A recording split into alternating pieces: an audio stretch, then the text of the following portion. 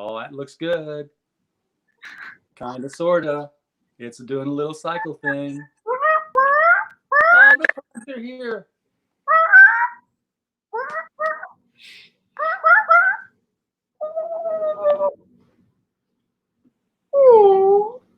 Aw. That's so cute. Yes, everybody, you've tuned into a live stream with RJ Carter, senior editor here at criticalblast.com. And we are talking to these two little escapees from Star Wars that said, put us in more movies, put us in more movies.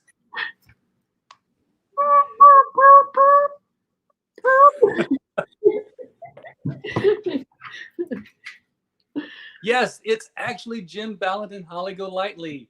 I know. Joined today by our special guest, Slick Jimmy Love, who's going to help me do this interview live stream. Jimmy is, of course, from Little Girl Lethal and the Adventures of Sugar Lightspeed, who appears there in the little icon that you see there. Jim, Holly, 20 years. 20 years. Correct. And 2 Borgs later.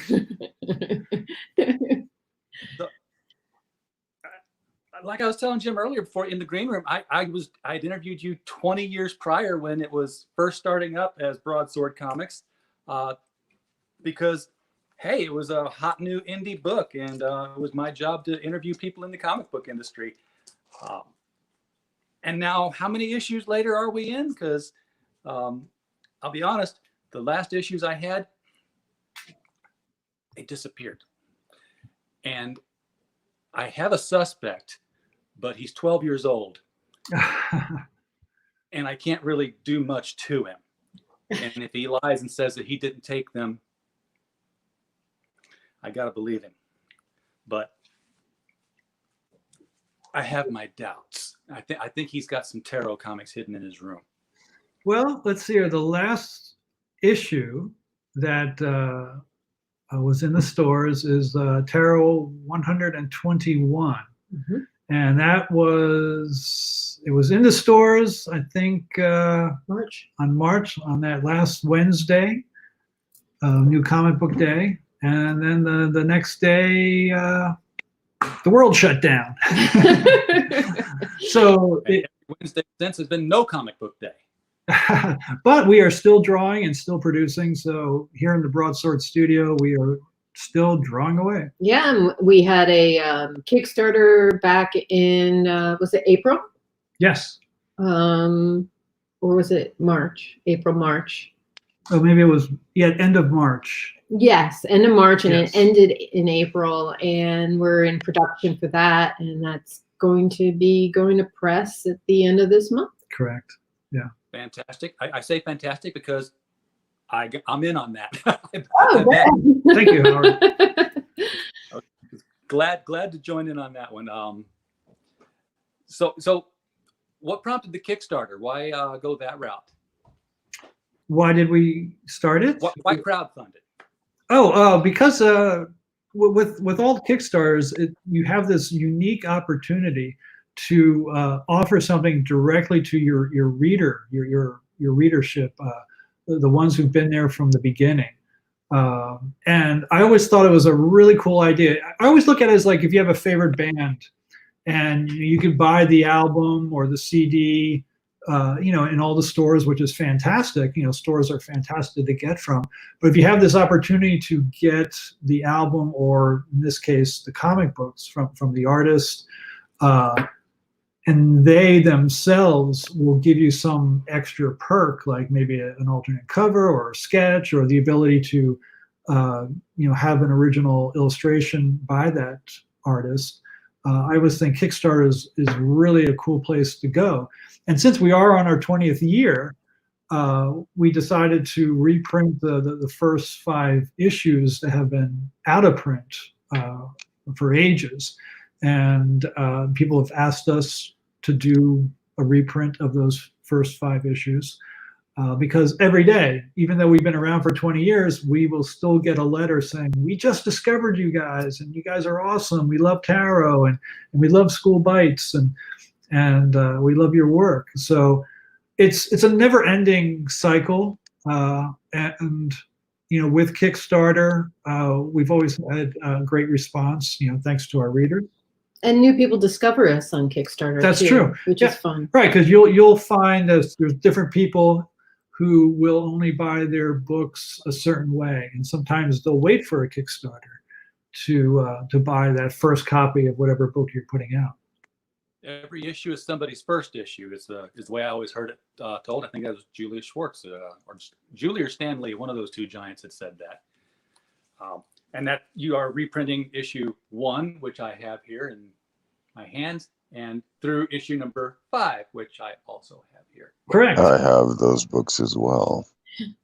Thank you, Jimmy. Thank you for your support. Thank you, Darth Vader.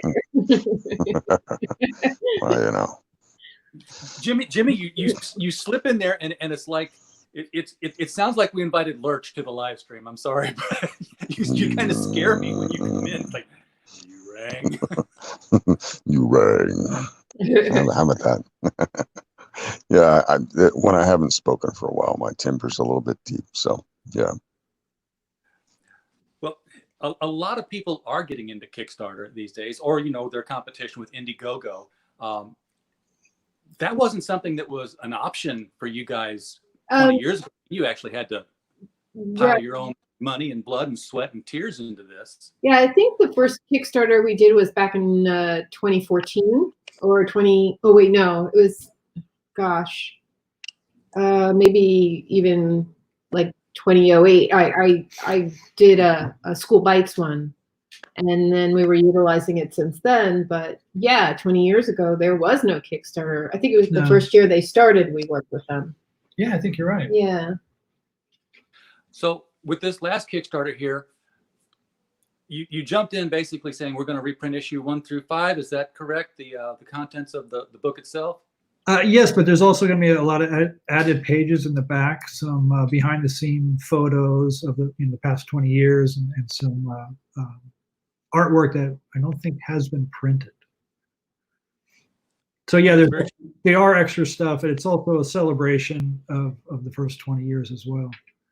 And I noticed as you reach certain tiers, something else would get added to it for the same dollar that the person put in there. That's the fun of doing these crowdfunded things, is that you go in saying, yes, I'll spend $25 on that book, and you come out with, it's like going to a discount store with $25 and finding out that it's half off day. You went in for one thing and you're coming out with bags. Well, we're sort of fans of that too. We're always, we watch our favorite artists and people who run Kickstarters, and we look what they're offering, and we get excited when we start our own Kickstarters, and we think, okay, we reached this level. Okay, what's another cool thing we can offer? And it like you said, it's very fun. It's addicting. It's you want to keep that sort of party going. And we get to share the success with everyone. The better we do, the better everyone else does too. Yeah. So, you know what I hear is popular these days? Waifu pillows. Say what? Waifu pillows. Waifu pillows. Up here, Jimmy. It's basically it's a manga anime thing. The Japanese put the character onto a pillow sleeve or onto a pillow itself, and you have it as a companion in your bed. And is it just the body pillows that you get? Because I can see the horror of trying to ship that. Oh, it's usually like a lot of them just do a body cover sleeve, and then people go buy their own body pillow. Right. So yeah, and so yeah. Shipping that body pillow, they have them, but yeah, I wouldn't do it that way. Just make a slip cover. Just a big long slip cover. Yep, so, I've seen them. Okay. I'm sorry, I'm off on a tangent now. But Jimmy, you've done the waifu cover, haven't you? With little girl Lethal. I'm still setting up my Shopify store, but yeah, I do have ones done by Miss Sashi. Which is like a kind of a lot of people like her in a certain community. So, yeah. So with this Kickstarter being so successful and hopefully getting ready to get some tarot back in the comic stores again. I mean, let me back up a second. How hard did the COVID shutdown impact Broadsword Comics as far as cash flow and business? Well, I'm glad you're our accountant, so I could tell you this personal stuff.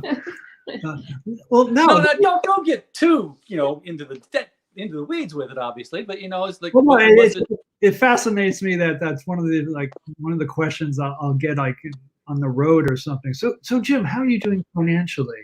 It's like, oh, do you need money? Do you have a business card? You want to give me like your accountant's number? My accountant is very happy with us. But guys. the way the virus affected us is, we live at home, we work in our studio, we're constantly drawing 24/7 sometimes, and we are still drawing 24/7 sometimes.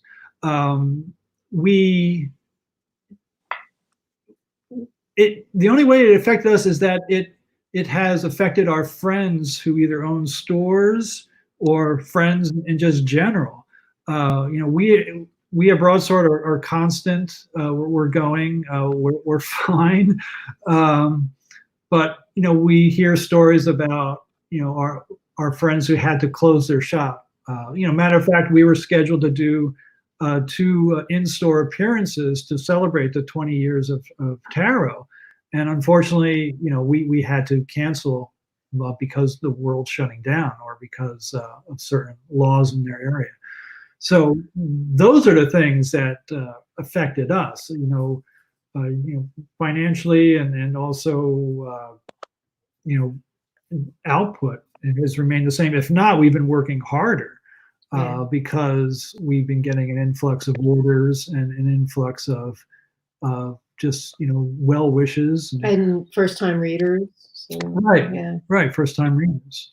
And also, as human beings, we're pretty mellow when it comes to going out or not going out.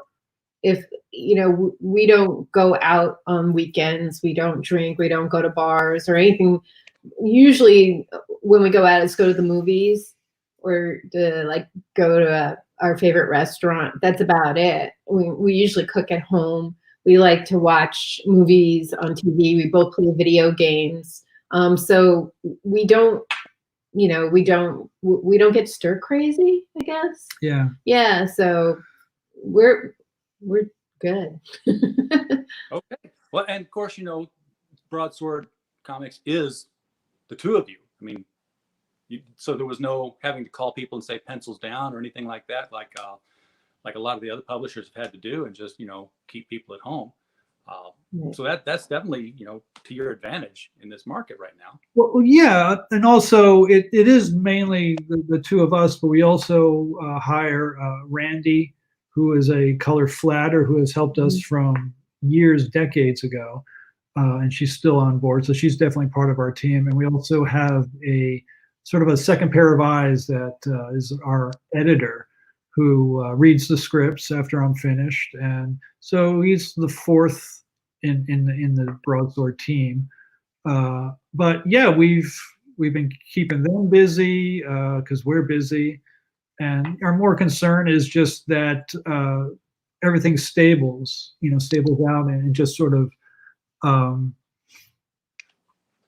so that people get back to their lives. That there's not so much unrest because there's a lot of uncertainty, and we feel like we're in a really lucky position that we could give them some entertainment, and just also to say thanks for supporting us for 20 years. And I think it's a big responsibility for us to sort of keep on going and not just sort of disappear overnight. So has Randy always been the colorist on your work? Because that's one of the things I really like about the tarot covers and the interiors is how the coloring really adds a depth to the figures. Yeah, let me just sort of underline when what Randy does and what Holly does and what I do. The covers are pencils, inks, and colors by me. The interiors are pencils, and inks, and by me, and I also write it. And then we give it to Randy to give the flat colors or spotting colors.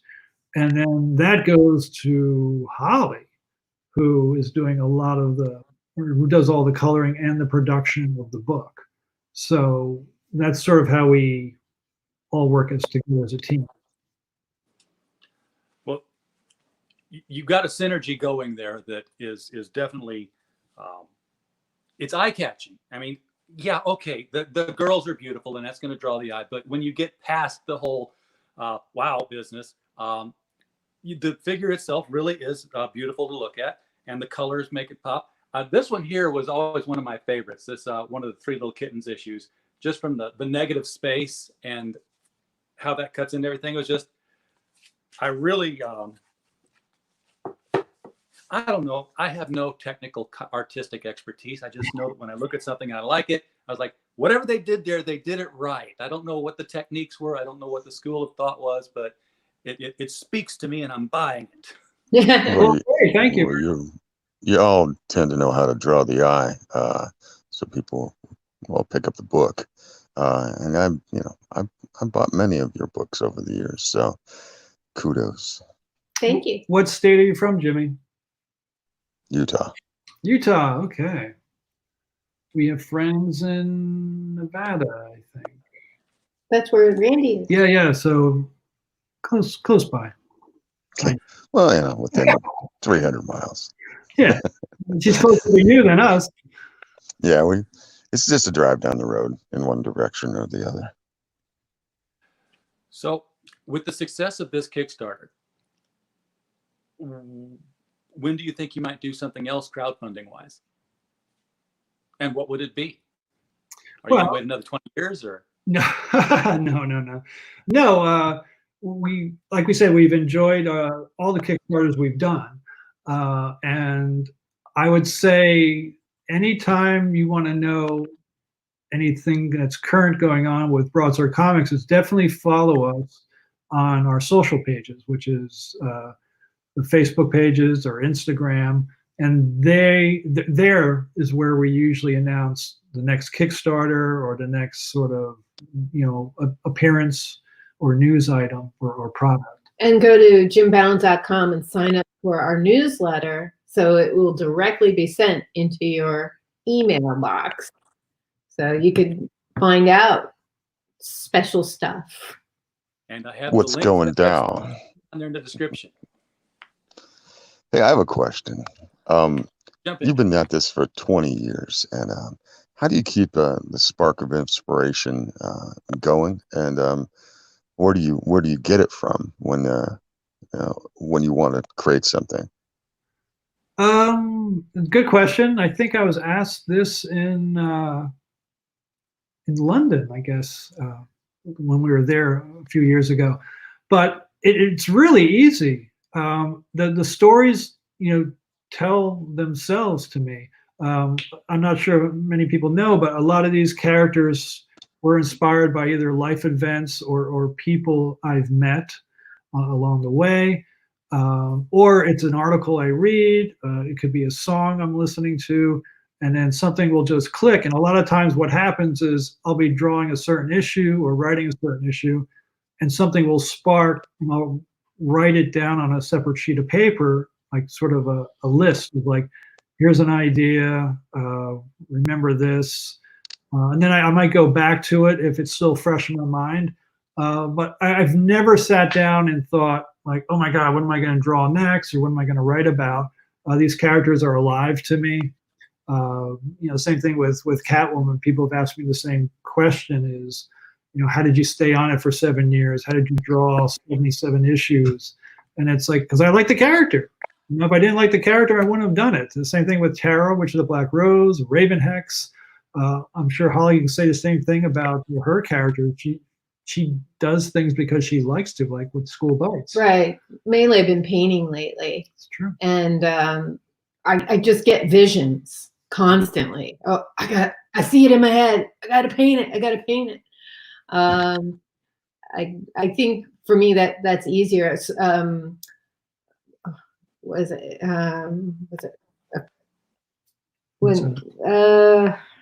comic book form? Sequential. Thank you. Sequential art's always been a challenge for me. So it's not that I can't see it in my head, but for me to put it on paper has always been a challenge.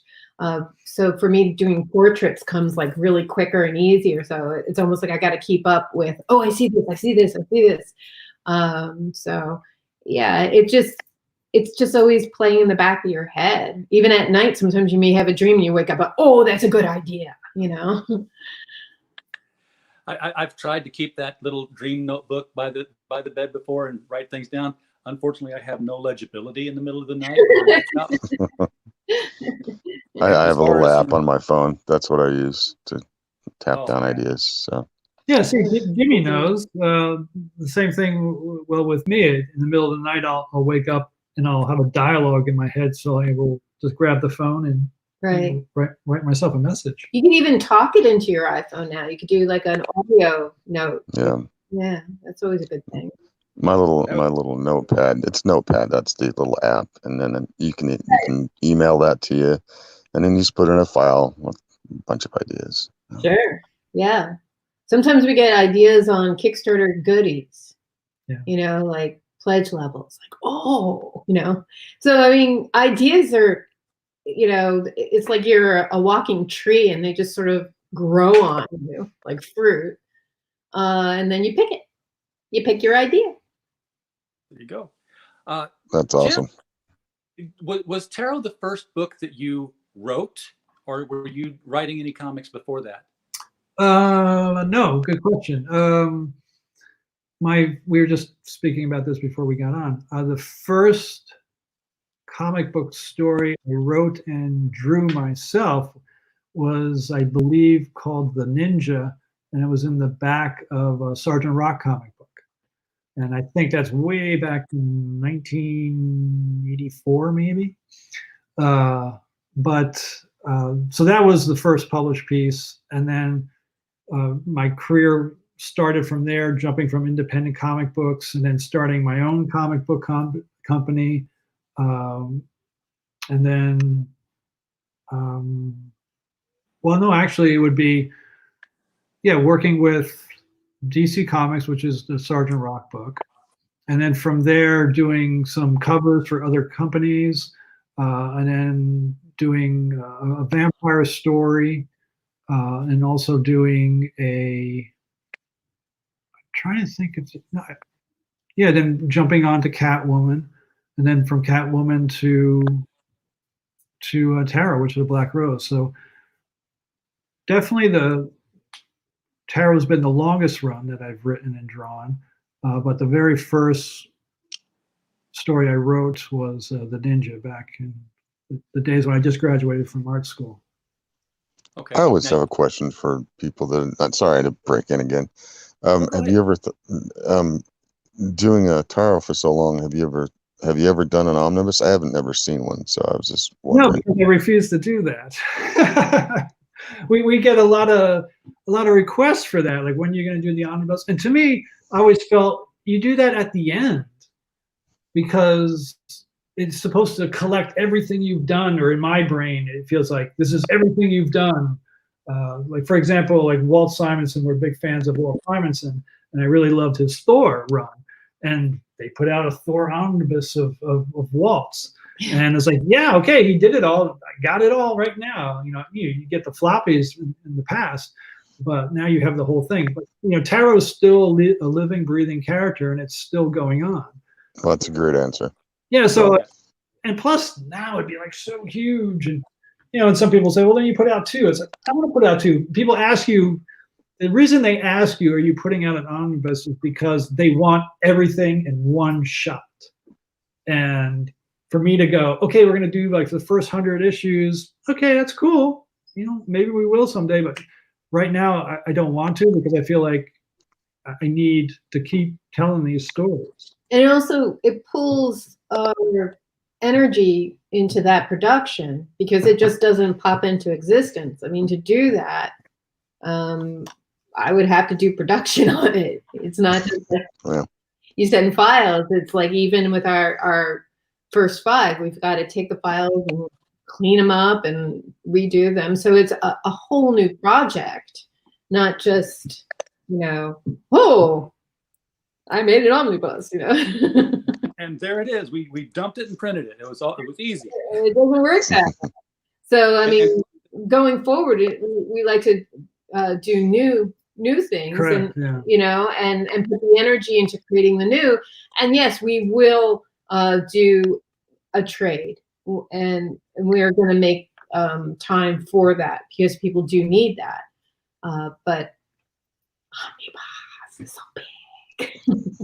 You know what you do is you don't do the great big omnibus, but you do the trades in hardcover, and then you sell a slipcase that holds multiple hardcovers.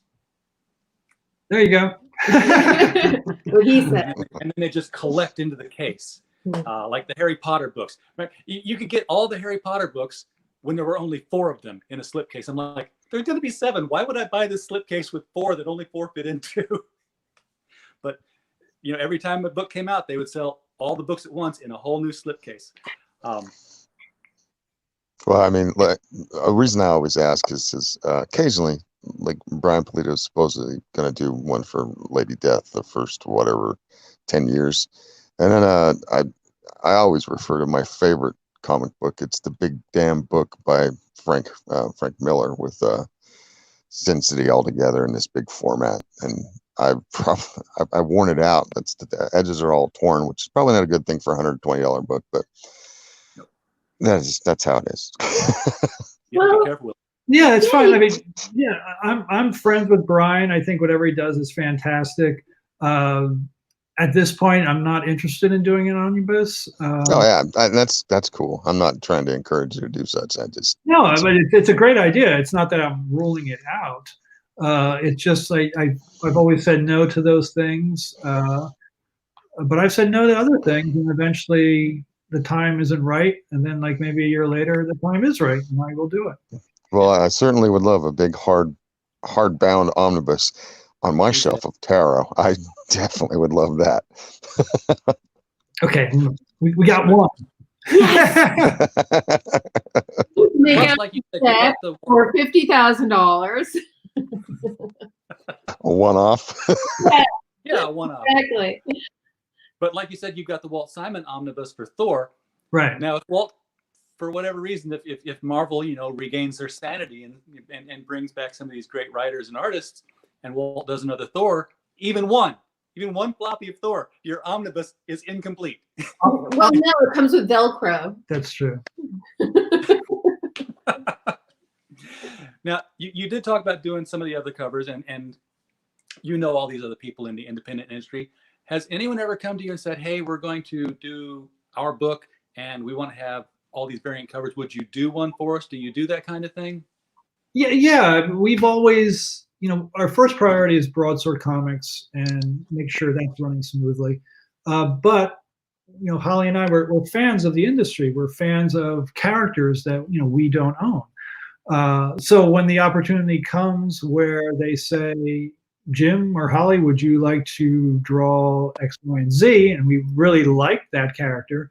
We have limited time, and if it fits in our schedule, we will do that. So the answer is yes, but many more times I've had to say no, and Holly sure probably had to refuse as well, because we feel an obligation first to our tarot readers to sort of make sure that the book comes out on time. Thank you, Coach. Cody W is commenting, man, I've collected tarot 1 to 121 3 times over. Just keep pumping out them singles, Jim. Thank you, dude. You must have bought your house. You certainly paid for it. So Jim, every time I see you going on Instagram or you tweet something out, you're on a trip and you're sketching, you draw Catwoman. Now, I know you said it's because you love the character, but there's other characters. So what keeps drawing you to Catwoman? Well, I have drawn other characters in the past. I guess this one just, it's sort of, it's inside you. So you kind of like, just like any sort of drawing or idea, you want it out. So there's like the latest one, we were together waiting for Holly's car to be inspected. And so started drawing. And I had this idea of Catwoman with the batarang on her chest. So I started doing that. Same thing with the airplane rides. It's like I just need this brain to sort of be quiet, and the best way to do that is sort of to be creative. And so, put me on a flight to an 8-hour flight to Europe. I'm fine if you give me a pad and pencil. Everything is cool. So, but yeah, recently I have been, people have been asking me, draw Batgirl or draw this, and yeah, okay. I love Batgirl too, but I don't want to get into that world where I'm sort of, oh, I got to draw the Hulk now because so and so asked me. It's like, yeah, if I like the idea, I'll do that. So yeah, maybe someday I'll do Batgirl because working with the DC books, I didn't get a chance to draw Batgirl in my world because at the time the only Batgirl was in the wheelchair. So, yeah, she was horrible. Now, when you fly and you do these in-flight sketches, yes, do you get a first-class seat with a shower curtain around the whole thing? Because why am I taking? Because I imagine, like these kids just leaning over your seat and looking at what you're doing. I've had several people do that. Some are very discreet, and then at the end, when we're all getting our bags, from overhead, they'll come up to me and they say, "Oh, I watched you the whole time. It was wonderful to pass the time. Watch you draw. That's cool." Sometimes the flight attendants will see me and they'll look and they'll say, "Wow, that's really great." And then we get into a discussion, and sometimes I'll do quick sketches for them. So that's always fun. Sometimes I worry that someone might misinterpret what I'm drawing. Sure. Because they might think, oh, it's too sexy for my eyes. I don't know. So it's not like I sketch like this up in the air, like, hey, it's usually on my lap, no one else could see unless they walk by. But there has been times where people on the side of us have, said something, and it was all positive. So that was cool. That's awesome. But no shower. No virgin suite, huh? That you just go inside and isolate yourself.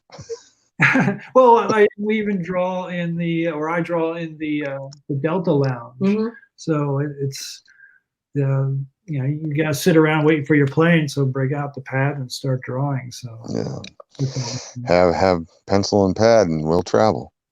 Yeah, there's times where I run out, and that's when things get too much. Get dicey. Yeah, that would be like something to just let your mind go. That you don't have to pay attention to the fact you're moving around and stuck in a cylinder, or in the airport. I've been in airports for like 8 hours, and just glad I had a book. Oh yeah, I've tried reading, but then my mind wants to be creative. I've tried. I not only do I draw, but I listen to music as I'm drawing. So it sort of brings me into a different world, or it shuts down everything. And when you hit those turbulence, it's not as bad as not having something to do. Yeah, it's true. What kind of music? Holly, that's a beautiful Himalayan you got in your lap there. This is Prince Panger. The puppy first of his name. He is actually an exotic Himalayan. He is 1/4 Himalayan, 1/4 Persian, and 1/2 Balinese. Wow. Good looking cat. All right. Yeah. I enjoy his comics. He's a funny guy. He has his own trade paper. Well, his own graphic novel. You can find it on JimBalent.com. He has his own website, PrincePangerbomb.com.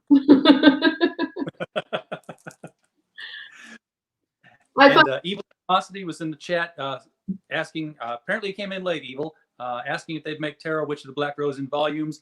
Scroll back when we're all done here, and Jim and Holly address all the mechanics behind that. Go to our website, JimBalent.com, and look under the trade paperback section. You'll find some there. They're there? They're there. They're there. They're there. They're there. They are there. Like little Who's in Whoville telling. Not all of them, but most of them. Right. Most of them. I'm going to throw up a few more covers here. I was back in my younger days. I was so thrilled to this one's got your signature on it, Jim, because it's the Wizard. Did you win the contest to get it kind of thing? Back when Wizard magazine was a thing. Wow. So I've still got my letter of authenticity from 1997. Groovy. And of course, it was also the day when people were asking Catwoman and Jim to come over to their company and do some stuff. This beautiful Catwoman and Vampirella piece here. So yeah, we would definitely love to see your work on some other people's characters and covers. Hopefully you'll start having that phone ring with ideas that you'll like. Well, just to go back, there has been in the latest, I guess it's not out yet, but Catwoman's doing an 80th anniversary issue. Yes. And DC contacted me to do a pinup inside, so that's something I was able to say yes to. Going back further, I worked with Dynamite Entertainment and Dynamite Comics, and I'm a huge Kiss fan. And so when the opportunity came up where I was able to draw some Kiss covers for them, I said yes. When Gene Simmons asked me to do a Dominatrix cover, I actually did 2 of them for him. He was a great man to work with. Growing up, he's my hero, still my hero. I love the band. And so I was able to say yes to that. And yeah, so I have said yes to a lot more than I probably, remember right now. So did Archie? Archie. Cheryl Blossom. So okay, I've got to seek this out now. I'm a huge Cheryl Blossom fan, so I've got to go. And she's the girl you want to talk to because she's the one. I drew and wrote it. Well, then send me there. Which issue is it?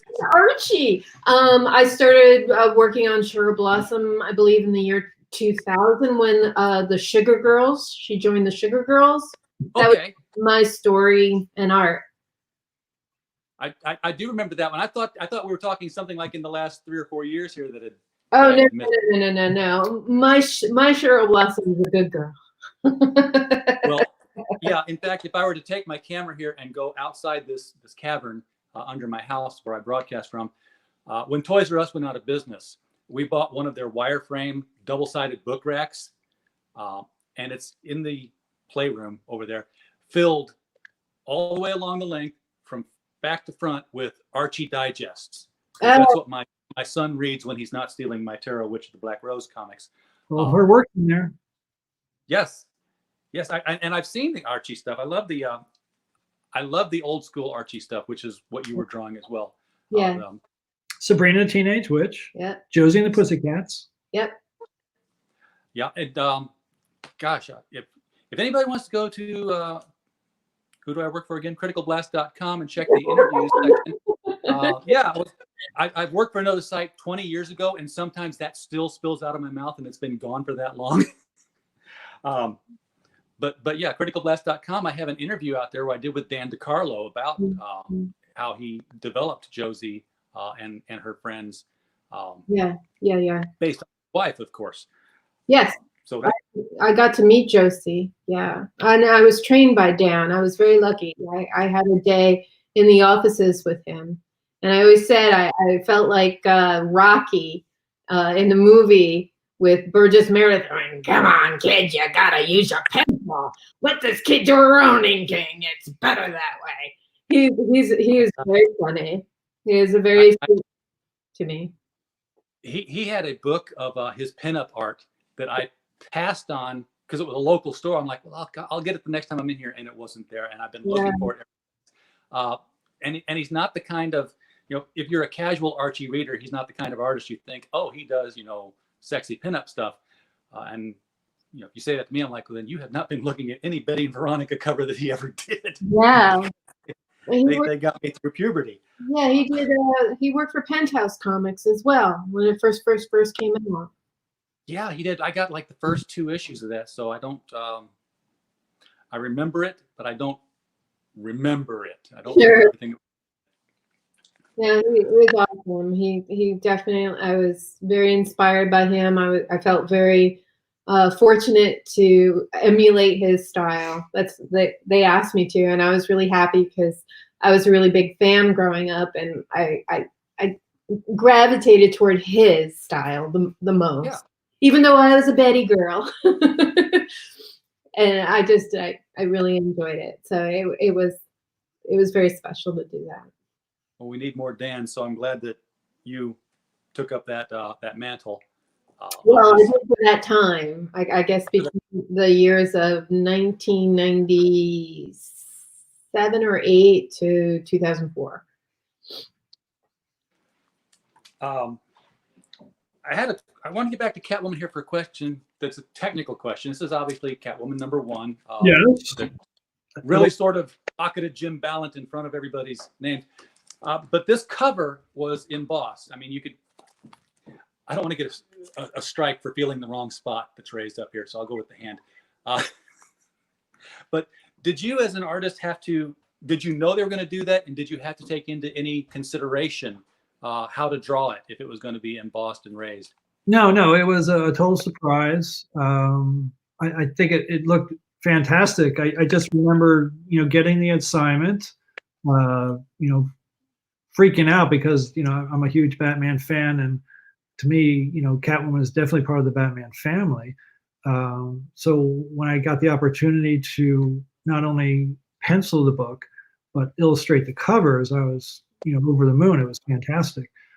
So I remember drawing that cover at least 3 times because I was just so nervous and I wanted things just to be so, right.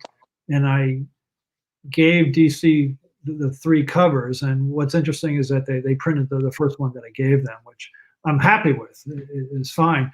But when it was printed, I was amazed on how, people went crazy over the emboss.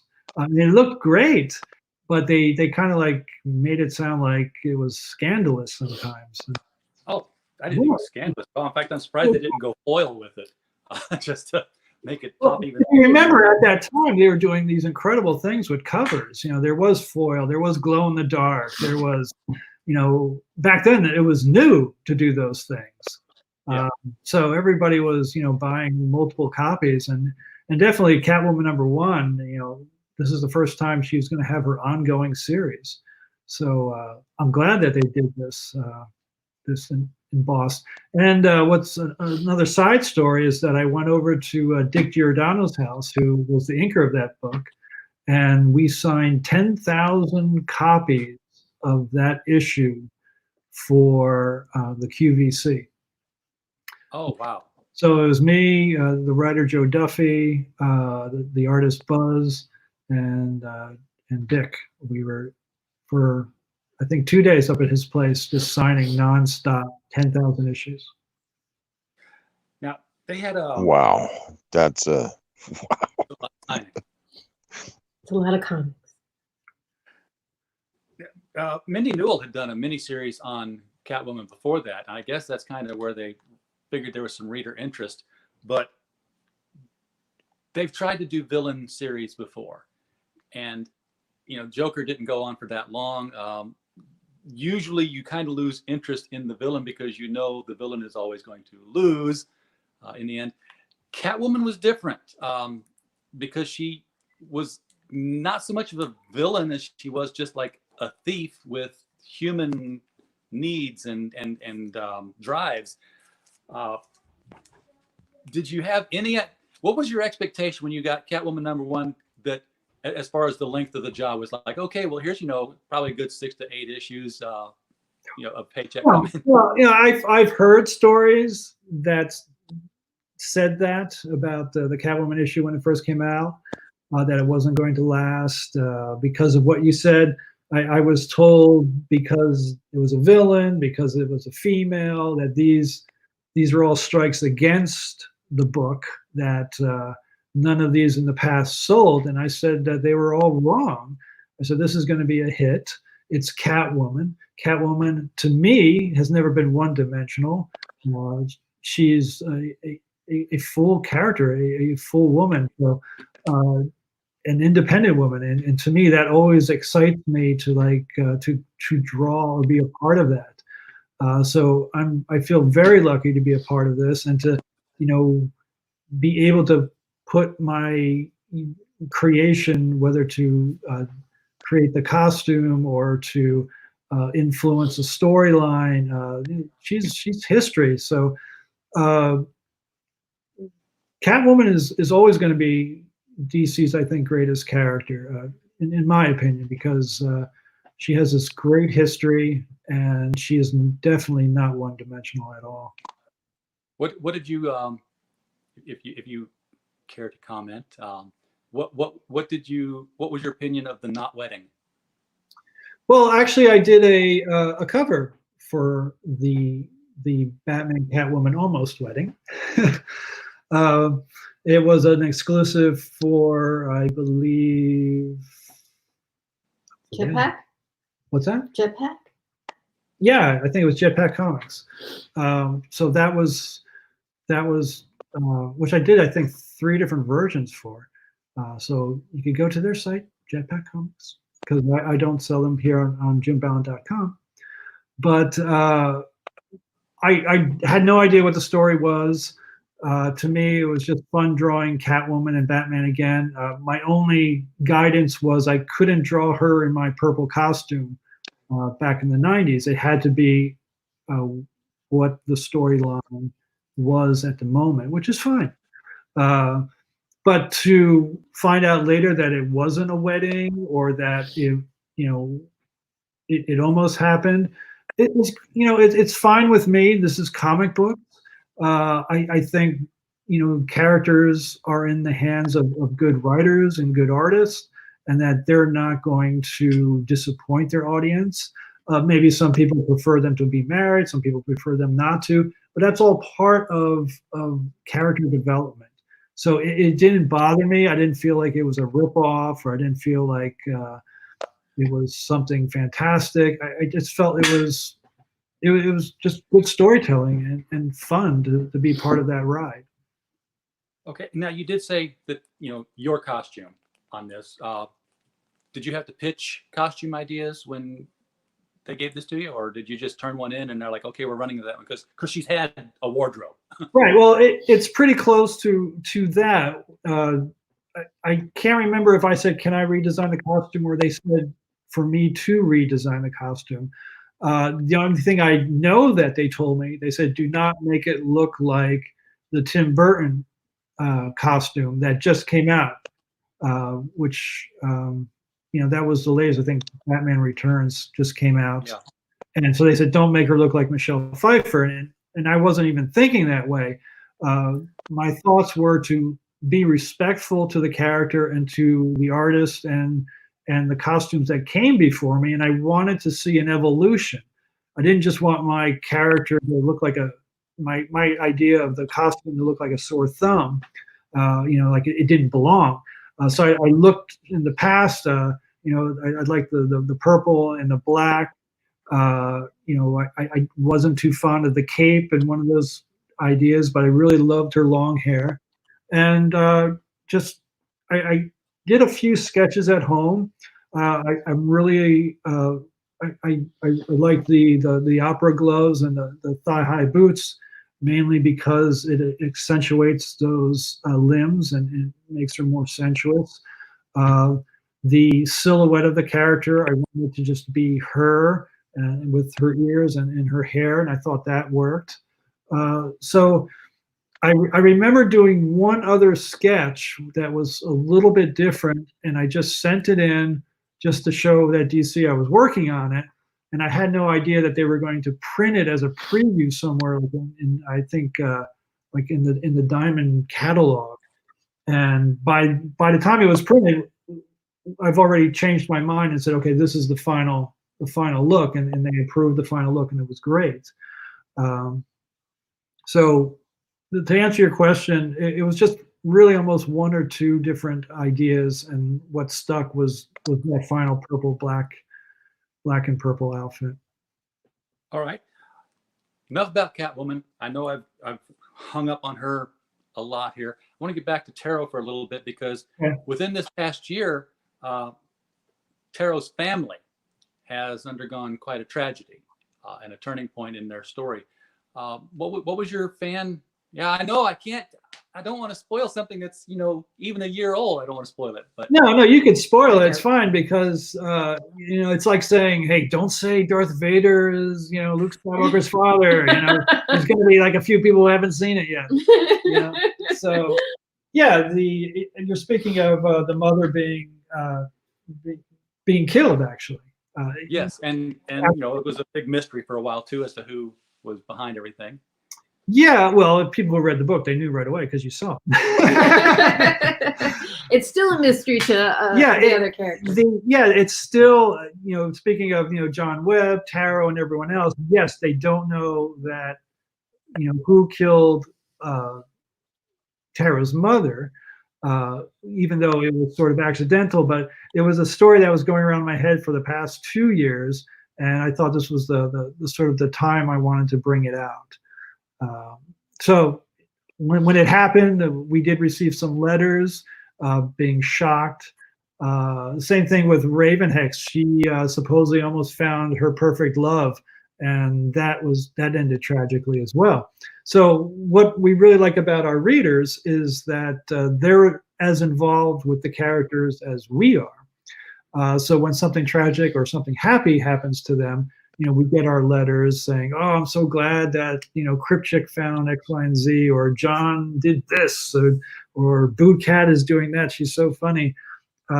So to me, it was something I didn't do lightly to kill off a character. And in my books, when I do kill off a character, they're gone. They're not coming back because I had a reason. And to me, these are, real characters, and they are part of people I've known. So it was tragic. It's sad to see her go, knowing that I'm not going to be able to draw her again. But in the long run, she's with her husband, the father who died, before, or how the whole story started. So they're united in the Summerland. And of course, being a spiritual kind of book, where spirits do come back and speak, you'll find a way to draw her again, because she'll have to come back and warn about something, or you'll have visions of the Summerland. So yeah, but I'm going to do that sparingly, because in real life, most of the time, you don't get that parent coming back from the dead or speaking to you so obviously. there are no force ghosts in tarot. Well, I don't want as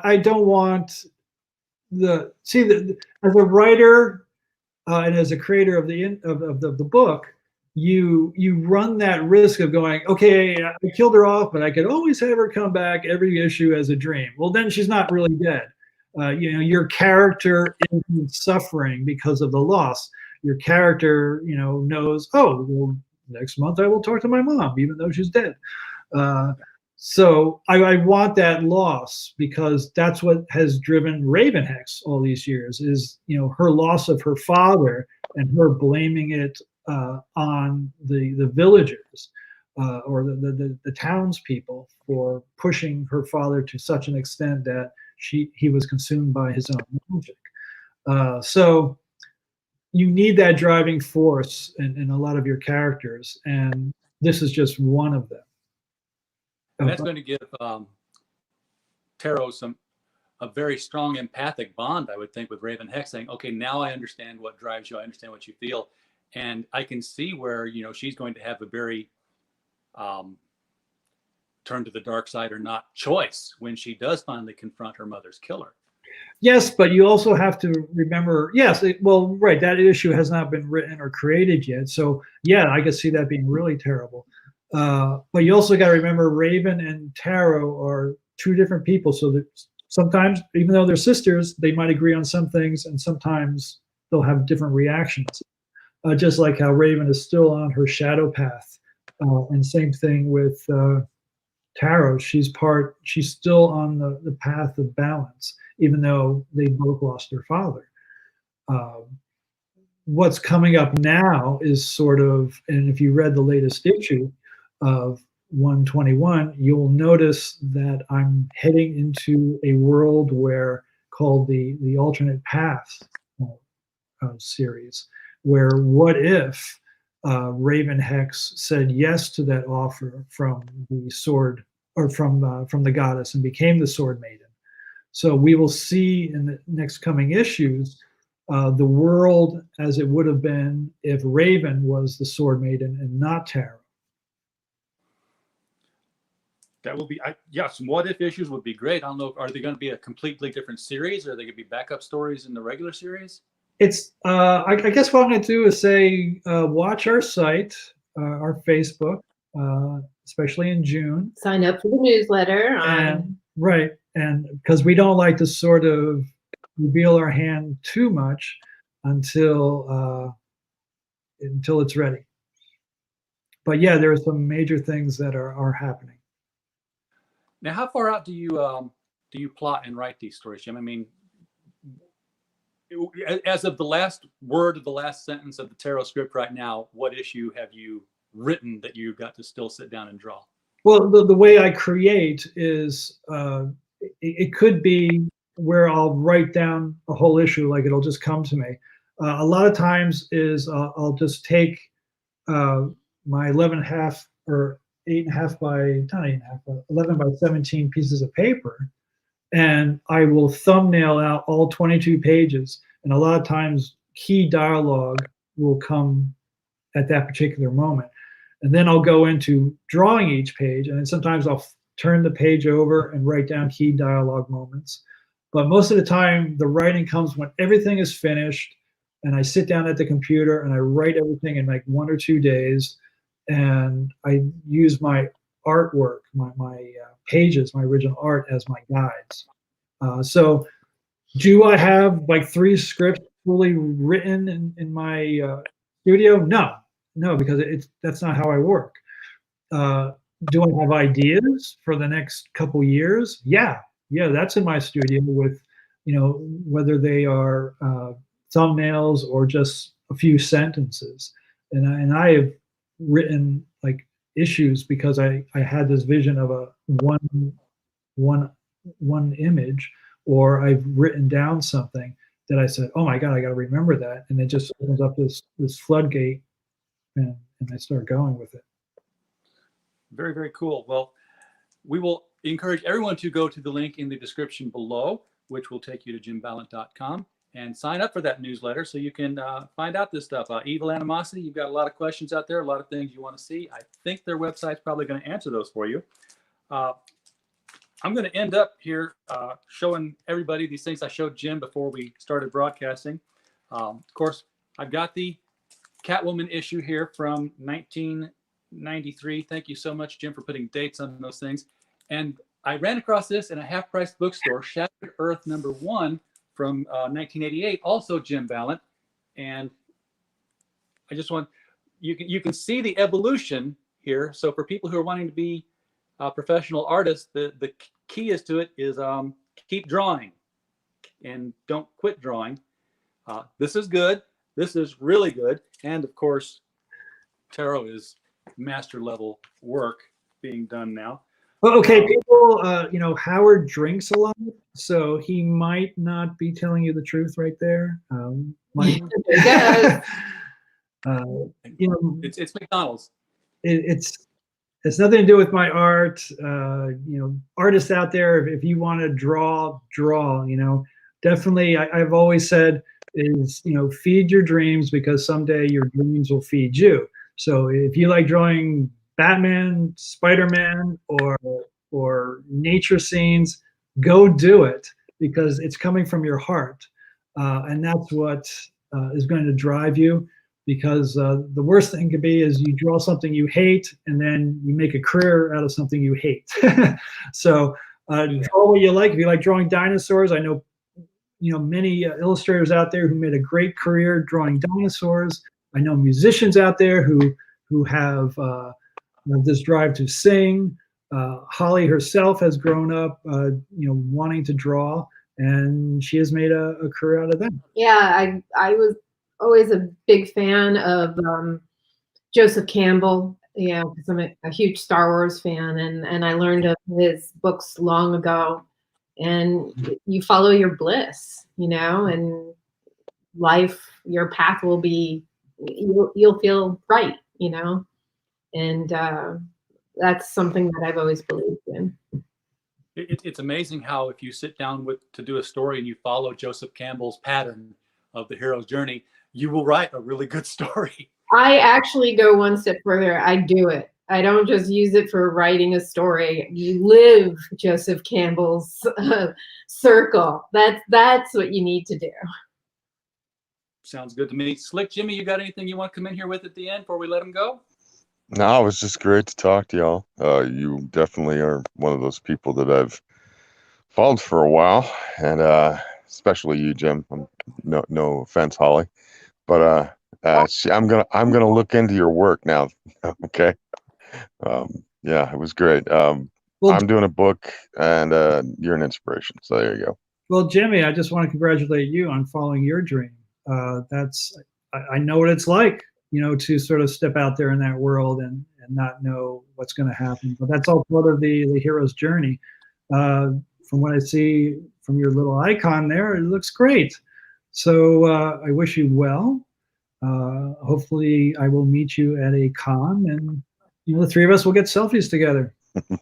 There might be a possibility of that. I think there could be a lot of people coming out of independent comics here in the next 5 years, just from everybody suddenly doing all these crowdfunding efforts and some really good comics coming out of it. So some of them not so much, and some of them overpriced, but there's a lot of good artists being discovered out here who couldn't get picked up by the mainstream publishers as it is today. Yeah, I always find that really funny when people say, "Oh, it's independent comics or it's mainstream." It's like, yeah, I guess you need to put these, terms on these categories. But as an artist growing up, you got paid to do a job for a so-called independent. That was just as big as getting a job for Spider-Man. Because wow, someone likes my stuff that much, they're going to pay money, and my God, my stuff's going to be printed. So even today, I find it like thrilling to sort of work outside of like the big two guys, or even working with like I said, recently I worked with DC again, and it's always a thrill working with DC because it's my childhood. You grew up with Batman, you grew up with Catwoman, so yeah, of course I'm going to say yes to. So yeah, I agree with you. There's lots of artists. You go to any convention, and there's a lot of artists who you discover just walking down the aisles that your stuff is fantastic. Whether it's painters, don't just stay with the comic book world. Go over to the illustration world and see the amazing fantasy paintings that are out. And we had one last comment coming in because no one can get enough of tarot. I don't know why that is. You'd think, one issue a month, that would sate the person for 30 days. But no. Kenneth Langenbach is in the chat. He says, "Hi, Jim and Holly. Any plans for a premium format tarot statue?" I don't know what premium format is, but a tarot statue is something I wouldn't mind putting up here with the other guys. Sure. Like Sideshow or something like that. Yeah, we're big fans of Sideshow. You see my studio. There's Sideshow statues all over the place. We're big Lord of the Rings fans and Star Wars fans, Batman fans, of course. And Sideshow even put out a few Catwoman statues that were to my design. As for tarot, yeah, there's always in the works some things. In the past, we've had some PVC statues. We have been approached by doing some more statue work. Once again, I can't say what's available because, like myself, if I hear some artists say, "Hey, this is going to be available. I want it now." I want to go, where's that click button? So once things become more solid, we will definitely let you guys know. So once again, follow jimbalent.com, or also go to one of our Facebook pages, and you will be up to speed. Fantastic. Thanks again, guys, for coming on here. I really appreciate having you guys. Appreciate the work both of you do. And we're going to end the broadcast stream here. Thank you, everybody in the chat, for showing up. If you want to support the site, there's links in the description below Jim's link that will help you do that. And I will see everybody on the road. We both will. Yes, once the roads open back up.